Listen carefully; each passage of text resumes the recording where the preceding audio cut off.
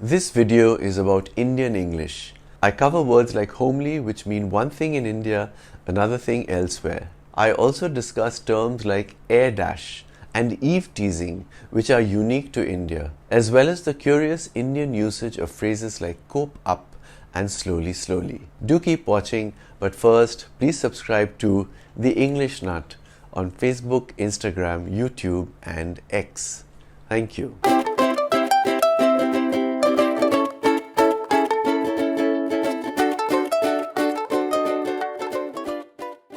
Joseph George pointed out this Indianism, homely. It is uniquely Indian to use the word to refer to a woman who is home-loving and family-oriented. The kind of woman who, according to the matrimonial columns in India, makes an ideal wife and daughter-in-law. She is someone who will look after her husband, children and in-laws well. She will probably be a housewife rather than someone who goes out to work, and she will be somebody who is conservative in her dress and behavior. In the brides wanted section of the matrimonial columns, the desirable bride is described as beautiful and homely. A person from North America would be confused by this because in the English of that part of the world, homely means someone who is plain, unattractive or ugly. So beautiful and homely would seem like an oxymoron to them. An American would use the word like this: a smile broke out across his homely features, or she was a homely girl but her intelligence made her sparkle. In Britain, homely is usually used to refer to a place and not a person. It describes a room or a house that is plain or ordinary but pleasant and comfortable. You could say the hotel provided a homely atmosphere, or I wanted a room that was homely. You can also describe food that is simple and ordinary as homely. My friend's mother cooked a meal that was homely and comforting. In British English, homely can also be used to describe someone who is warm and domesticated in manner or appearance. Someone who is kind and simple in an unsophisticated way. I suppose this is where the Indian meaning of homely is derived from. But this British usage is not common. Generally, I would say that outside India, describing someone as homely can either lead to confusion or to the concerned person feeling insulted or hurt. So it's avoidable. This Indianism has been suggested by Praveen Kangtekar Suryavanshi, Airdash. In Indian English, it means to fly somewhere for something urgent.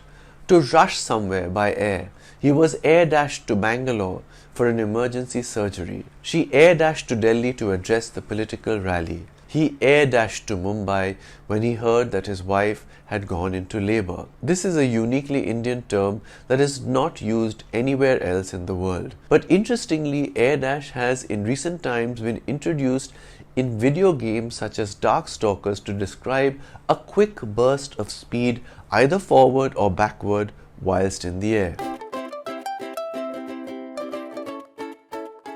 This Indianism was mentioned by Keith Gomes, eve-teasing. It means the harassment of women in public places. It usually takes place on the street and involves men making suggestive remarks and even touching or groping the victim. The Eve in eve-teasing is derived from the name of Eve, the first woman according to the Bible. Here's how you would use eve-teasing in a sentence. The police arrested the men who were eve-teasing a young girl. The film is centered around a case of eve-teasing. Better street lighting could help reduce eve-teasing on our streets. The term eve-teasing is not used in other English-speaking countries. In those places, eve-teasing would be referred to as the public sexual harassment of women. Sunalini Ram came up with the following example of Indian English: the usage of cope up instead of cope. This is an Indian thing. You might hear someone say, I can't cope up with this hectic schedule. But it should be, I can't cope with this hectic schedule. You should never use up with cope. It's incorrect. To cope means to face and deal with responsibilities, problems or difficulties successfully. Here are some sentences using cope without up. As a single mother, there were some unique problems Seema had to cope with. He quit because he couldn't cope with the stress of the job. How do you cope without any domestic help? The roads in Mumbai are barely adequate to cope with the rush hour traffic. This example of Indian English is from Shaili Sharma, Slowly Slowly. This is a direct translation of Dheere Dheere in Hindi or Aste Aste in Bengali. Slowly slowly he became better. Please walk slowly slowly, otherwise you'll fall. Don't repeat the word, say it once. Slowly he became better. Please walk slowly, otherwise you'll fall. People also say little little. Little little I can understand. This is a translation from thoda thoda in Hindi or ektu ektu in Bengali. The correct way of saying it is I can understand it a little. Also, what is that black thing on your shirt? You should say, what is that black stain on your shirt?